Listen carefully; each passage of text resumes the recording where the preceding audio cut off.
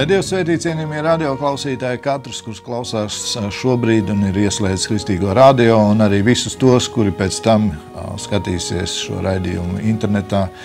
Lai Dievs jūs bagātīgi svētī un priecājamies, ka atkal varam būt kopā raidījumā, ja mani ļaudis. Pie mikrofona Tālvalds Talbergs. Un šodien sveicinu studijā Rīgas jaunās svētās Ģertrūdes draudzes mācītāju Guntaru Dimantu. Labdien! Un Lestenes draudzes jaunā paudze mācītāju Valdi Strodu. Labdien! 20. nodaļa Jāņa evaņģelijā. Pirmajā nedēļas dienā, agri no rīta, kad vēl bija tumsa, Marija Magdalēna nāk pie kapa un redz akmeni no kapa noveltu. Tad viņa skriešus dodas pie Sīmeņa Pētera un otra mācekļa, ko Jēzus mīlēja, un saka tiem: Viņi to kungu no kapa paņēmuši, un mēs nezinām, kur viņi to nolikuši. Tad Pēteris un otrs māceklis devās turp un nāca pie kapa. Bet abi divi skrēja, un otrs māceklis skrēja ātrāk par Pēteri, un pirmais nonāca pie kapa. Viņš noliecās un redzēja autus tur noliktus, bet pats neiegāja. Pēc tam viņam sekodams nāk arī Sīmenis Pēteris. Viņš ieiet kapā un redz autus noliktus un sviedrautu, ar ko viņa galva bija apsegta. Nevis pie pārējiem autiem noliktu, bet atsevišķi satītu savā vietā. Tad arī otrs māceklis iegāja, kas pirmais pie kapa bija nācis, redzēja un ticēja. Jo tie vēl nebija sapratuši rakstus, ka viņam vajag uzcelties no miroņiem. Pēc tam abi mācekļi atkal aizgāja mājās. Ļoti interesants notikums. Te jāsaka, kurš ten ir tas drosmīgākais? Marija, Pēters. Jūsuprāt, kurš bija tas otrais māceklis, kas ātrāk skrēja? Te tā viņš noslēpumaini, viņa vārds nav rakstīts, tas savu veidu tāda mīkla. Jā, mēdz sacīt, ka tas ir iespējams māceklis Jānis. Jānis, jā. Jā, tas varētu būt tā. Bet jūsu domas un ko jūs redzat, kas ir šeit tas brīnišķīgais, jeb pamācošais mums šodien, pēc tik daudz gadiem? Lūdzu.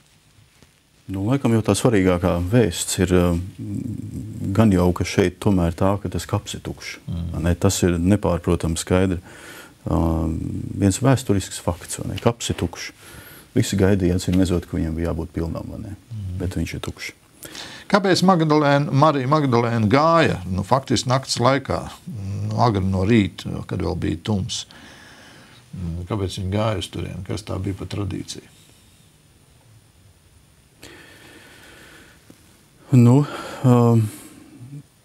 Acīm redzot, kā mēs redzam arī pēc tā notikuma, jau skaidrs, ka viņi iziet vēl tumsā, bet faktiski tad, kad jau viņi nonākusi līdz kapam, jau ir pietiekami gaiši, lai kaut ko var sākt redzēt. Proti ir pienākuši jaunā nedēļas diena, kurā faktiski tad pēc sabata, pēc jūdu tradīcijas viņi arī var veikt tagad kaut kādus vēl darbus, acīm redzot, teiksim, pie šī mirušā ķermeņa. Bet faktiski jau akmens bija, viņa gāja uz kapu ar domu, ka akmens priekšā skaidrs viņa ar saviem spēkiem viņu novelt nevar. Varbūt apraudāt. Jā, apraudāt. Jā. Iespējams, ka tur viņas ir vairākas iet, jo pārējie evaņģēlijā mums rāda, ka tas tā ir. Un šī gadījumā jau pēc tās runas, ko Marija saka, Magdalēna, ka viņa runā daudzskaitlī. Ja? Tas nozīmē, ka faktiski, acīm redzot, tā situācija varbūt ir ļoti līdzīga. Ka tā Marija Magdalēna līdzīgi kā Jānis aizskrien pa priekšu Pēterim, tā Marija Magdalēna nedaudz ātrāk ir nonākusi pie kapa. Un acīm redzot pēc tam griežas atpakaļ, jo kā pārējie evaņģēlija raksta, ka viņas nav viena no šīm sievām, kas dodas pie kapa. Ja? Jā. Es te vienkārši lasīju to rakstu vietu, tā pārdomāju, tur no sākuma likās, ka man, ko vispār tur kā varētu tā saprast, izprast, nezinu, tās tradīcijas pieļauj, ka Marija nāk, kā ieradums mums ir apraudāt, tur man ir miruši vecāki, es zinu, kādreiz, kad dzīvoju Latgalē, tad vecā māte nomira, tad tur bija apraudāšanas, baznīcā apraudāšanas, bija rituāli kaut kādi tur, kā atvadīties no vecākiem, vecvecākiem un tā tālāk. Pieļauj, ka varbūt arī jūdiem, es nezinu jūdu tradīcijas, pieļauj, ka varbūt tās visas tās lietas, tāpēc es tā varbūt par tām lietām sapratnē nav. Es varbūt neiedziļināšos, bet ko es pats priekš sevis ieraudzīju, tas process tieši. Es tā atceros to rakstu vietu, kur rakstīts ir, kādā veidā mēs topam glābti. Ja mēs ar sirdī ticam, ka Jēzus ir Dieva dēls, ar muti apliecinam, sanāk, Jēzu nosauc par savu kungu, un sirdī ticam, ka viņš ir augšām cēlies.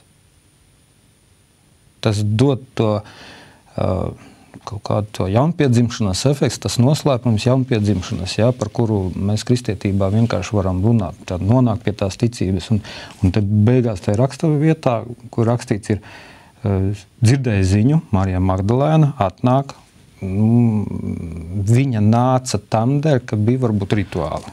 Tur tālāk tajā rakstu vietā rakstīts ir, ka arī vienalga mācekļi atnāca, ieraudzīja. Te rakstīts ir, ka mācekļi ienāca, otrs ienāca iekšā. Es nezinu, kāpēc tur pirmais vai otrais, lai būtu Jānis pirmais, Pēters pa priekšu, bet Pēters iegāja iekšā, Jānis negāja iekšā. Tur viss te burtiski tā, precīzi viss aprakstīts, tajā droši vien kaut kāda tur doma ir, ko tur var izsmelties, bet es vienkārši ieraudzīju to, ka ienāca, ieraudzīja kapu tukšu. Un tas ir tas, kas noticēt, ka Jēzus ir augšām cēlies. Tas ir, es nezinu, pēdējā laikā mēs tagad spriežam un runājam daudz un dažādas filosofijas, labas mācības, kuras daudzi varbūt piekop tieši bez kristietības, bez Kristus pieminēšanas, labi nodomi, skaisti, gudri, tur labi pāris, labi izskatīties, pieņemsim, tur labi ģimeni, tur veidot vēl kaut kas, bet Kristu noliec, Krista tajā nav iekšā un mēģina to visu kaut kādu psiholoģijas, padomdošanas, visur, kur, bet Kristus tur iekšā nav. Un pat ja Kristu bieži vien arī, diemžēl, kad stāsta par Kristu, kur runā, kā viņš, dažiem viņš pat šai dienā varbūt pat krustās izcir, Dažiem varbūt Kristus ir kaut kur, vēl kaut kur, bet kaut kas notiek tad, kad mēs noticam, ka Jēzus ir augšām cēlies. Tas lauž mūsu šodienas priekšstatus vispār par ticību, un tas dod to, es nezinu, kaut kas atvarās pēc tam tikai tad, kad tu notic, ka Jēzus ir augšām cēlies. Nāvē neuzvarēja viņu. Cilvēciskie likumi viņu nespēja pakļaut. Viņš vēl pirms tam mēs tur skatījāmies, man ļoti patīk Jāņa evaņģēlis, tā ir vienīgā rakstura. Pat laicīgā vara armija nevarēja noturēt. Nevarēja. Pat es ieraudzīju vēl vienu tādu ļoti, es tagad tikko atceros vienu rakstu vietu, pirms tam nodaļā pie Jēzu atnāca gūstīt. Religiozā vara, kur it kā, nezinu, tas kaut kā tiešām vislielākais konflikts, kas ir, kad religiozā vara, saucamie kristieši, pēdiņās. Tajā laikā viņi nebija kristieši. Viņi nebija kristieši, bet viņi pārstāvēja Dievu. Tāpat tās kā šodien bieži vien kristieši, kuri rakstus zinām vēl kaut ko, bet viņi gribēja nogalināt Jēzu. Bet ne par to. Iet runa par ko es atcerēju. Jēzu atnāca sagūstīt ar armiju, ar ieročiem. Jēzu nodevējs aizveda jūdu, viņus aizveda tur uz to Ģedzemanes dārzu, kur Jēzus to lūkšanu, kur lūdza. Un viņi nostājās, un Jēzus nostājās viņu vidū un jautāja, ko jūs meklējat? Mēs meklējam Jēzu krustā nākšu. Es tas esmu. Un kad viņš pateica šos vārdus, tur rakstīts ir, visi nokrita. Autoritāte Jēzus nolika viņus vienkārši uz ceļiem, viņi pakrita un piedzīvoja to, ko Atklāsmes grāmatā raksta, ka visi ceļi zemosies Jēzus priekšā. Autoritāte, Jēzus vārda autoritātes priekšā vienkārši zemosies. Un pēc tam otrais viņš vienkārši uzdeva to pašu jautājumu. Ko jūs meklējat? Jēzu nāceriet, es tas esmu, bet pašlaik viņš kaut ko izdarīja tādu, kad ļāva viņam pieskarties. Un šeit nodemonstrē ko? Pirmkārt, vara. Ja Jēzus nebūtu ļāvis sātanam izdarīt kaut ko, sātans neko, ne cilvēki, ne sātans, ne politiskā vara, ne ekonomiskā vara, ne pat nāve, nekas nespēja ietekmēt Jēzu. Tas ir tas, ko mēs jau lasījām iepriekš. Jā, tas ir vienkārši tā atceroties. Jēzus sarunā ar Pilātu. Un Pilāts viņam varenās spēkā saka, man ir vara, bet Jēzus saka, tev nav nekādas varas, ja tev nebūtu viņa dota. Un šeit tieši tas mācekļi, patiesībā mācekļi sēdēja, viņi bija nobijušies. Jēzu piesiet krustā un viņi sēdēja izmisumā. Tas, ko viņi redzēja, tas, ko viņi lolāja, labi augstu cienīja, cik vien var tu solījās, dievojās, solījās, ka nekad nenodos un pēkšņi nodeva. Un tas būtu, teiksim, tas visi tie procesi. Un te pēkšņi viņi ierauga un kaps ir tukšs. Un tad, te rakstīts ir, tad otrs māceklis iegāja, kas pirmais pie kapināts redzēja un ticēja. Ir kaut kā tāda, es teiksim pats priekš sevis, tev pašlaik pēdējā laikā draudzē mācu ebrejiem 11. nodaļa par ticību. Kas ir ticība, kāda ir ticība, un tur vienkārši no visām pusēm vienkārši tā. Mēs vienkārši Bībeli lasam pēc kārtas un kaut kā sludināt sanāk pēc tā. Un tad mēs studējam tagad visu, un tur es ieraugu, ka ir vāja ticība, ir nedaudz nepareiza ticība. Ticība tev ir, bet tu tici tā, kas nav patiesība. Ko tu esi pielicis klāt, kas cilvēku pielikties. Varbūt tu tici tā, ko tu esi atņēmis vispār no Dieva daļas. Arī tā, mēs tikko runājam par tām visām draudzēm. Tas būtu cits jautājums. Es atminējos ļoti interesanti, es tieši paņēmu. 2011. gadā uz Lieldienām es rakstīju īziņu sveicienu un sākotnēji rakstīju šādus vārdus. Cik labi, ka tradīcija sievas aizveda pie kapa, lai tur dzirdētu jautājumu, ko jūs meklējat dzīvo pie mirušajiem. Un šeit ir tā, varbūt tā pozitīvā puse tradīcijai, jau ko tu, Gunter, arī pieminēji, ka jāiet, ir jāapraud, kaut vai tur jābūt klāt, to prasa tā laika tradīcija. Nav slikta tradīcija. Nav slikti, bet tas brīnišķīgākais ir, ka tā tradīcija ved, un es zinu, daudzas varbūt pat ved tradīcijas svētdienās, jāiet jau uz to baznīcu. Labi, jādod tam kungam. Es jau maksāju tur. Es tā domāju, mīļie draugi, atsakieties no tā vārda maksāt. Tu neko nevari maksāt Dievam. Tu vari pateicībā viņam dot to, ko viņš tev ir devis, no tā tu vari viņam pateicībā dot. Ja tev ir raža izaugus, tad paskatieties, tas vēl uzskatāmāk. Tu no tā, ko tas kungs ir devis tev, tu ar pateicību dot tālāk. Bet tas ir tā. Bet mēs daudzkārt dēļ tradīcijas, jeb dēļ ieraduma. Un kaut būtu vairāk ieradums iet uz dievnam, kaut vairāk būtu ieradums lasīt dievvārdu, kaut vairāk būtu ieradums lūgt, kaut vairāk būtu ieradums dot dievam, ne tikai 10, bet laiku un visu to, ko tev tas kungs saka, to dod. Būtu brīnišķīgi, ka būtu šī tradīcija, jeb tas ieradums, jeb kas pārvērties jau par tradīcijā, kad tas tev palīdz saprast, redz, kur. Tā ir pavisam citi norādījumi, no cita spēka doti. Un te es saprotu, te ir svētā gara balss, jeb sakiet vienalga, Dievvārdā ir sacīts, viņš dos padomu, viņš sacīs svētais gars.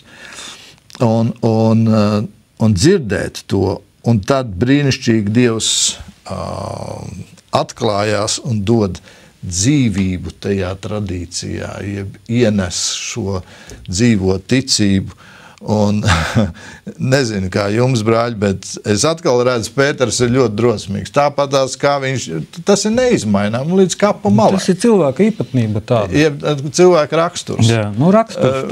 Tas viss vienalga. Viņš leks ārā no laivas, viņš paņems, nocirtīs varas vīram ausi, nav problēmas. Pēc tam tas kungs rūpējās atkal dziedina. Te atkal pieskrien pie kapa, nav problēmas, es eju iekšā. Jā, bet viņš arī aizliedz. Jā, un viņš arī aizliedz. Un te ir tas, tā brīžiem liekas, ka, un vai tad uz tāda var dibināt savu draudzi? Tur taču vajadzētu tādu vienu pragmātisku, nosvērtu, lēnprātīgu, lēndomīgu tādu. Uz tāda nevarēja. Lūk, tas ir tas, ko es kā iesāku runāt, tas ir tas, kas ticības dziļums. Jēzus ir augšām cēlies, tas ir mūsu ticības dziļums, balsts, akmens, dziļāk par to nav. Nāve, šīs zemes likumi, kaut kādi ieroči mūs nespēja nogalināt. Mēs dzīvosim. Kristietībā ir tēma mirušu augšām celšanās un mūžīgā dzīve, ja, uz ko mēs esam radīti no Dieva iecerēts mums mūžīgā dzīvība. Šīs zemes dzīve mums ir tikai laicīga. Un pamatu mūsu ticībai patiesībā, ja mēs neticēsim, ka Jēzus ir augšām cēlies, tad Pāvils citā vietā raksta, viņš saka, veltīgi, jūs ticat uz mani tikai šī dzīvē. Jā, protams. Jā, ja jūs neticat, ka es esmu augšām cēlies, ka es esmu dzīve mūžīgā, tad sekla jūsu ticību. Tāpēc jau arī bieži vien kristieši nodot, pārdot, izmaina pret kaut ko vērtīgāku, kaut kādas citās lietās. Pat okultismā iet tikai tam dēļ, ka netic, ka Jēzus ir augšām cēlies. Nav citām lietām varas. Jā, protams, bet redz, līdz tai ticībai jānonāk. Tu tāpat nonāc līdz ticībai. Un cik tev garš bija tas ceļš vajadzīgs? Katru dienu jaunas lietas notic. Bet lai faktiski man patīk 9. pants. Jo tie vēl nebija sapratuši rakstus. Jā, viņi dzirdē, bet un cik ļoti šodien ir svarīgi saprast rakstus. Jo šodien saka, redz, kur te ir Kristus. Jā. Te nav tā, ka redz, kur mūsu kungs ir paņemts projām. Man to neviens neiestāstīs, tikai tāpēc, ka es zinu, mans kungs ir augšām cēlies. Te man ir pārliecība. Ko gan varbūt var mēģināt Talbergam sākt iestāstīt. Kad redz, kur te ir, te blakus kambarī, blakus studijā, tur ir Kristus. To gan var mēģināt, un to šobrīd dara pilnā apjomā. Mēģina pasaulē, ja mēģina kristiešiem pateikt, nāciet šeit, redz, kur ir. Nāciet pie mums, te ir tas patiesais. Un patiesībā ir ļoti grūti. Mēs nevaram visiem tagad pateikt viltus. Tu saki, Guntar, nāc uz draudzi. Es nevaru pateikt, tur ir viltus apakšā. Tu saki, nāc uz draudzi. Es nevaru pateikt, vai tur ir viltus apakšā. Un ir varbūt pat līdzīgos vārdos nosauktas draudzes, jeb organizācijas, sauc vienalga kā, un arī saka, nāc pie mums, un sākotnē izskatās ļoti skaisti, patiesībā ir viltus. Kā nonākt pie šīs izpratnes, jeb pie saprašanas, kad rakstus pareizi izprast? Tas noteikti nav viegls process, jeb vismaz tas noteikti prasa kaut kādu laiku, vai ne? Jo mēs redzam, cik daudz Jānis pievērš uzmanību šajā nodaļā, pēc sadalījuma, ja mēs skatāmies, ir 2 apakšnodaļas, kur visa noris notiek aizvien pie kapa. Tad kaps ir diezgan tāds centrāls moments. Un te mēs redzam, cik interesanti. Viņi tur nāk, iet, tad viens aiziet līdz kaut kādai robežai, tikai paskatās kapā. Pēters ieskrien kapā. Jānis pēc tam uzdrošinās ienākt. Tas ir interesanti, ka, piemēram, Lūkas evaņģēlijā mēs lasām, kad Pēters aiziet mājās no šī notikuma, brīnīdamies tikai par to, kas ir noticis. Lai gan Jānis saka, ka tas māceklis, kas Jēzu mīlējis, vairāk par viņu viņš saka, ka viņš redzēdams tos autus, saskat tajā kaut kādas ļoti svarīgas detaļas, ka par viņu viņš saka, viņš noticēja. Lai gan tūlīt pats seko šis pants, ko tu tikko lasīji 9. kurā sacīts, ka īsti līdz galam viņi neviens to lietu īsti nesaprata. Ja, kaut kas tur notiek, bet īsti vēl ne līdz galam, un tā īstā, acīm redzot, tā augšām celšanās notikuma saprašana notiek tikai tad, kad mēs esam, ja varētu tā teikt, spējuši no tā kapa beidzot aiziet prom, ja? Un tā sastapšanās notiek tajā augšistabā. Tas ticības notikums notiek nedaudz vēlāk, ja? Jo arī tāpat Marija Magdalēna līdz pēdējām. Viņa arī nākamajā sadaļā, kamēr Jēzus viņu nenosauc vārdā, viņa domā, ka viņš ir kāds dārznieks vai kas viņš tur ir. Ja? Bet man liekas, ka tā interesanta lieta ir tajā procesā ir tomēr kaut kas ir tik svarīgs, jo mēs zinām to vietu, kur Jēzus saka par Sātanu, ka viņš ir melis un slepkavna iesākumu. Ir notikusi patiesībā tieši slepkavība, nav šaubu. Šie cilvēki ir atnākuši pie kapa, kurā it kā triumfē velns ar savu varu. Kā mēs te runājam, vai ne? Un tas, manuprāt, ir ārkārtīgi interesanti, ka tieši pie šī simbola, aiz kura stāv it kā milzīga vara, kas ir nāve, teiksim, ja, notiek šī pietiekami ilgs process, kurā kaut kas lēnām notiek.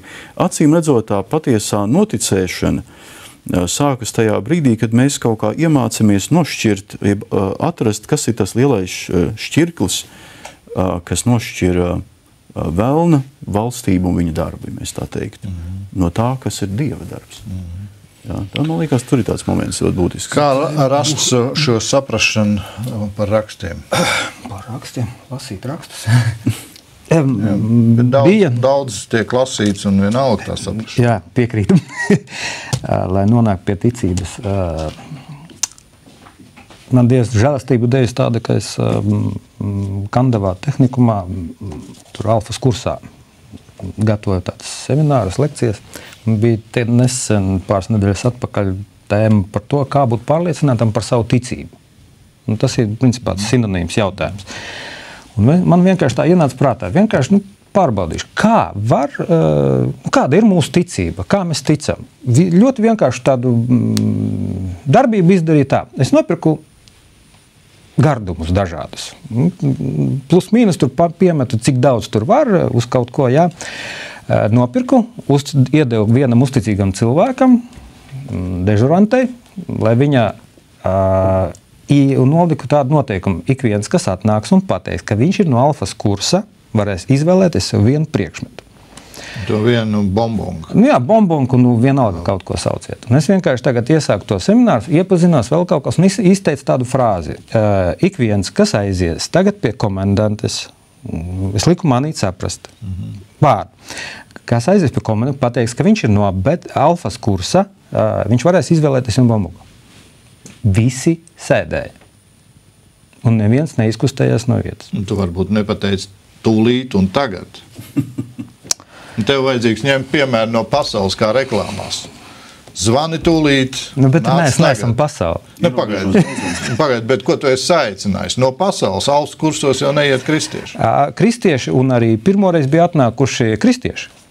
Jā. Okay. Es vienkārši izsaku vārdu. Labi. Tas ir līdzīgi. Es ieraudzīju vienkārši nonācu pie ticības. Tad, kur mēs rodam šo ticību? Pirmkārt, ļoti būtisks ir vārds. Bet ļoti būtiski ir mūsu attieksme pret vārdu. Bieži vien mēs lasām, mēs apšaubam viņu. Apšaubam viņa pilnīgumu. Piekrītu. Un trešais punkts. Mēs bieži vien neizprotam to, ko šis vārds mums atklāja. Gāja runa par miroņa augšām celšanos, vai viņi redzēja vispār? Jā, viņi it kā piedzīvoja to, kad Lācars bija uzmodīts. Tas ir reāli. Jēzus pierādīja, Dievs pierādīja, ka ir reāli miroņus uzmodināt. Brīnumi notikās. Viss iespējas. Jēzus viņiem zināmā mērā trenēja viņu uzskatu domāšanas veidu, lai viņi būtu gatavi šim notikumam. Viņi vienalga sēdēja, redzēja un ticībā nespēja satvert. Un ko es ieraudzīju? Kādā veidā es vienkārši savējiem mācu draudzē meklēt šo patiesību. Es viņus motivēju ar tādu saukli meklējiet patiesību. Patiesību atzīsiet, patiesību jūs darīs brīvus. Stāv rakstīts, Jēzus ir ceļš, patiesība un dzīvība. Patiesību var pārbaudīt ļoti vienkārši. Pirmkārt, Trīs ir tas, kas liecina virs zemes. Tur Jāņa vēstulēs ir rakstīts. Gars, ūdens un asinis. Ir, teiksim, garīgas lietas, dvēseliskas lietas, fiziskas lietas. Ja? Tātad pirmais, kas ir Dievs. Ieklausieties sirdī, meklēt, lūdziet Dievu svēto garu, lai jums ir, teiksim, kaut kāda, šīs virziena. Pielūdziet viņu. Dievs ir gars, Dievs meklē tos, kas viņu pielūgs. Otrais, to, ko tu garā varbūt sirdī saproti, saskaņo ar vārdu, paskaties, vai tas, kas tev atklājies, vai ko tu domā, klausies vārdu, pārdomā to, ja tas iet kopā, saskan, jau tev ir cerības, ka viss notiksies. Un trešais, vārdam ir jātop miesa. Tas nozīmē, Dieva vārds materializējās. Tā kā šīs trīs lietas, viņam jāiet kopā, vienots. Un ja tur viss atbilst, ja nav kaut kā, teiksim, vārds man sirdī ir, šeit vārds ir, bet man dzīvē kaut kas nepiepildas, tas nozīmē, kaut kas trūkst, sapratne trūkst, tad meklē, mācies. Par noteikti jautājumus varu runāt. Tur ir viens liels jautājums, ir tīpaši par to pēdējo, ka visam ir jāmaterializējās. Paga. Bet šis materializējās. Paga. Stop. Mēs tur nevaram visu materializēt, jo kur tad jau tev nav vajadzīga vairs ticība?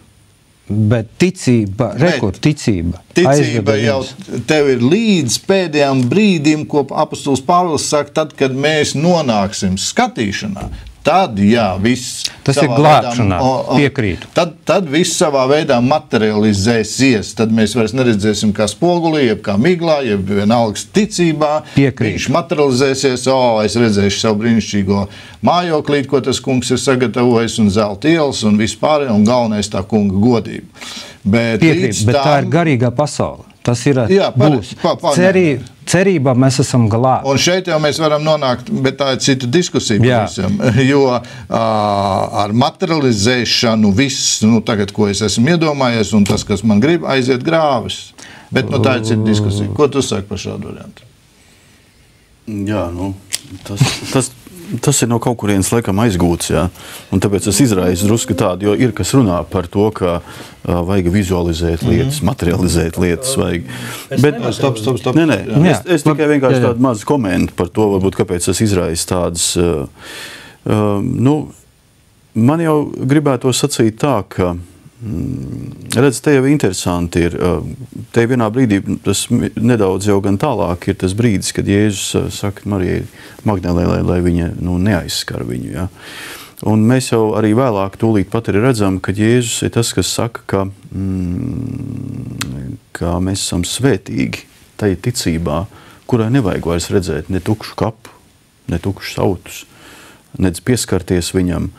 Acīm redzot, tas izšķirošais moments ir kaut kādā brīdī, un tas iespējams ir kaut kāds posms, kurā cilvēki tomēr vēl diezgan ilgi atrodas.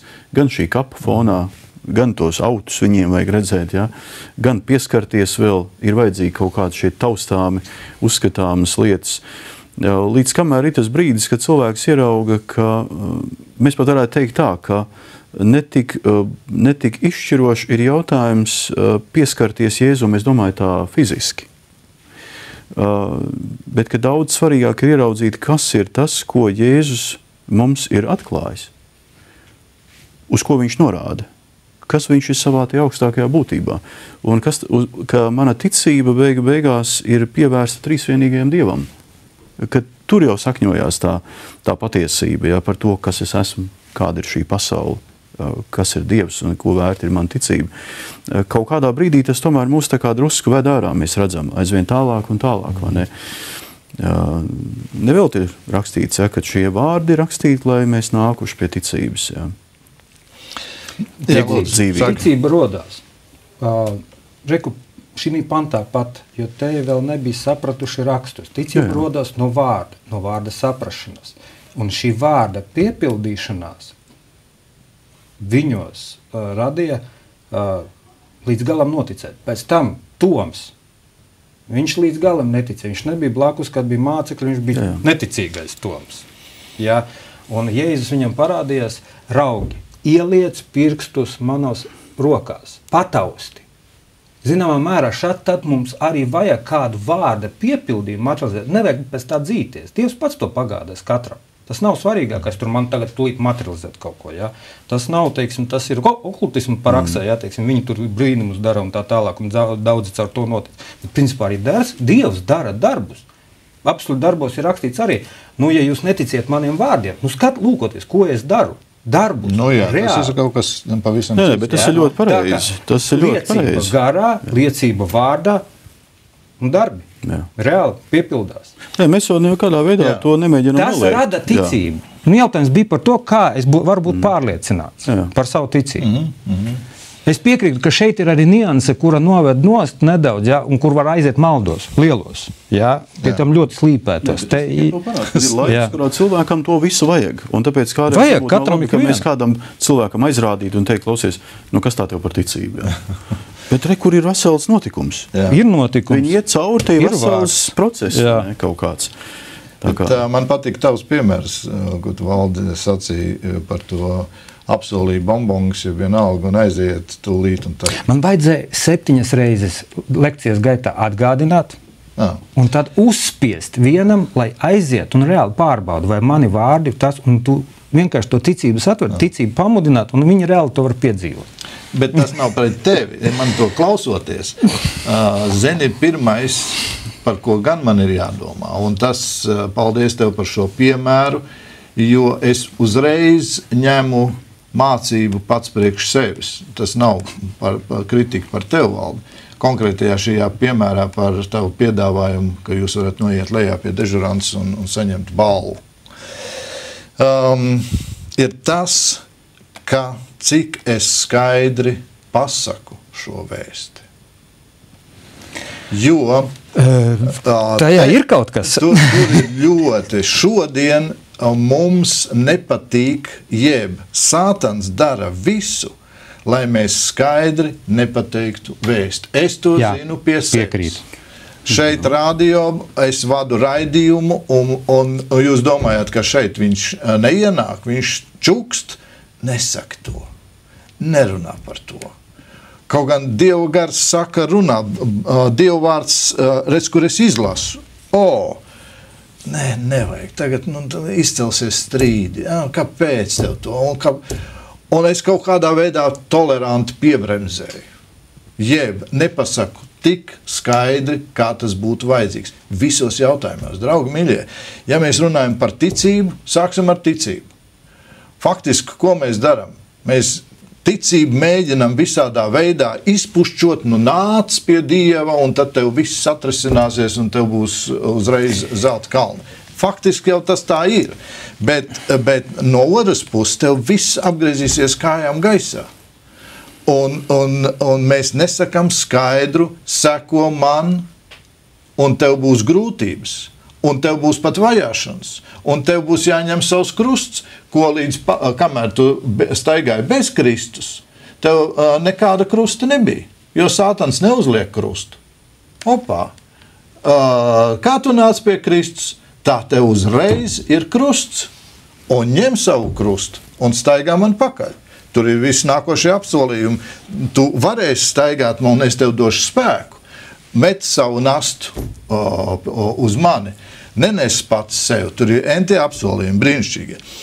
Bet pirmais ir tās skaidrā vēsts pasludināšana. Šodien mums ir skaidri jāsaka, draugi mīļie, šodien un tagad, tūlīt, negaidiet vakaru, atlieciet visus darbus. Ja jūs nepazīstat Kristu kā savu glābēju, tad momentāli negaidiet pat varbūt šī raidījuma beigas. Nāciet Dieva priekšā, Dievs, ja tu tāds esi, es nāku pie tevis. Vispirms palīdz man saprast, ka es esmu grēcinieks. Jā. Jo mēs nesaprotam, nespējam paši saprast, ka mēs esam grēcinieki.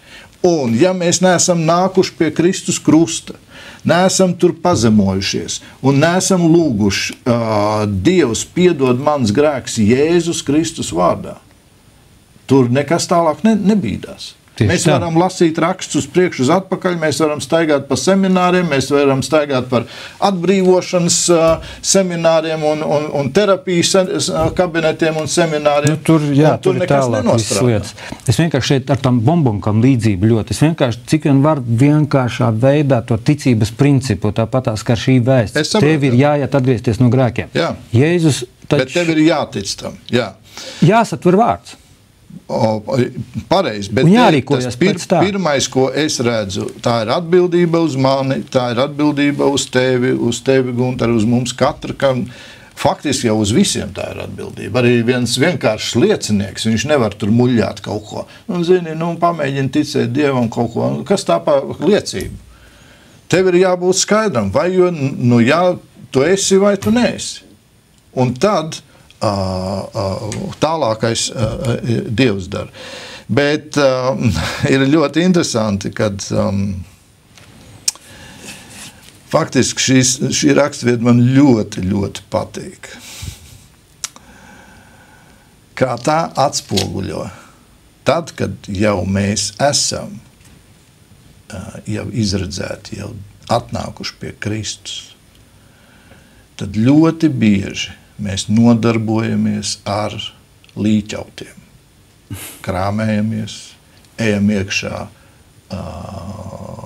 alā, kapā, meklējam vēl kaut ko, skatāmies. Es šeit neironizēju Pēteru un Jāni un Mariju Magdalēnu. Absolūti nē. Bet simboliski, ziniet, mēs ar to ķēpājamies. Un domājam, ka tagad tad tas mums palīdzēs vairot manu ticību. Tas nepalīdz vairot manu ticību. Jo ko es redzu? Mēs lasīsim tālāk šajā reizē, ne, bet nākošajos raidījums, protams, ja tas kungs mums to atļaus.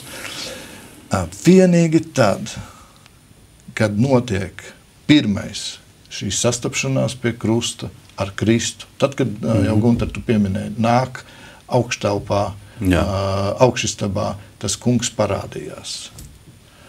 Un tad arī vēl bija tāda sajūsma, un tu patiešām tas esi, jā, un viņš saka, redz, kur, dodiet man ēst, es ēdīšu ar jums kopā. Un vēl tur varētu visādas teoloģiskas un visādas jautājumas, kā tad garā jaunā miesa varēja šitā teikt, mēs tur ēdīsim, vai tas ir īsti, vai tas ir tāds. Es improvizēju. Bet paskatieties, pat tiešām tā pārliecība radās kurā brīdī? Vasaras svētkos. Tad, kad nāca svētais gars. Un tad notiek tā totālā izmaiņa, jeb tā pārliecība par to, ka tu esi Dievbērns. Bet, lai gan tur arī vēl vesels process ir. Protams, tur, jā bet līdz tam ir jāiziet. Mirklis notiek īstenībā tikai vasaras svētkos. Bet saprot, kamēr mēs nodarbojamies, un kamēr mēs skrienam uz kapu un atpakaļ, kamēr mēs darbojamies ar tradīcijām, kamēr mēs darbojamies ar kaut ko laicīgu, kas mums ir redzams, mēs tur varbūt sargājam kādu relikvīņu, tas man dod ticību, un es nesāju viņu visu laiku līdz kaut kādu mīļie, izmetiet šito visu ārā. Es uzskatu, tu ar to vienkārši nicini Kristus spēku. Tātad tā ir zīme, ka tu vēl neesi sastapies ar Kristu augšām cēlušos, kurš nāk pie tevis kā caur savu svēto garu, kā viņš ir apsolījis. Un tad mums ir jāatverās. Mums ir tur jānoskaitentās reizes kaut kāda lūkšana, tad mums ir tas vēl rituāls jāizdara, tad mums ir vēl šitais rituāls, un tad mēs domājam, tas ir manu ticību stiprinājis. Tas ir mani šķīstīs, ja kaut ko tam līdzīgs. Tie saucās Bībelē nedzīvie darbi. Savā veidā, jā, tie ir nedzīvie darbi, bet tāpat laikā it kā no ārpus izskatās labi. Man arī tā pašapziņa, es esmu apmeklējis dievkalpojumu, visu neesmu izlaidis nevienu reizi. Es esmu maksājis 10, devis 10, upurējis tur un vēl. Bet cik ļoti svarīgi tad, kad, lai būtu šī personīgā sastapšanās, jo, brāļi, es redzu bibliski, mēs par to varētu runāt, Dievvārdā, bez šīs sastapšanās ar Kristu mums nav glābšana. Mēs nevaram savādāk saprast Kristus nopelnu. Mums nav. Bet tomēr līdz tam kapam ir jāaiziet. Te ir tas posms, tāpēc mums ir šodien raidījums. Tā saucās žēlastība, Dieva laipnība, pacietīgi gaida, kamēr beidzot sapratīsim kaut ko. Bet taču droši vien katrs cilvēks, kuru Dievs uzrunā, viņš neizbēgam nonāk kaut kur šajā posmā, tad viņš nonāk līdz augšvistabai, tad viņš nonāk līdz vasaras svētku dienai, tad viņš nonāk līdz tam brīdim, kad ir konflikts starp Pēteru un Pāvilu par to, kā tad tur pareizi ir jādara.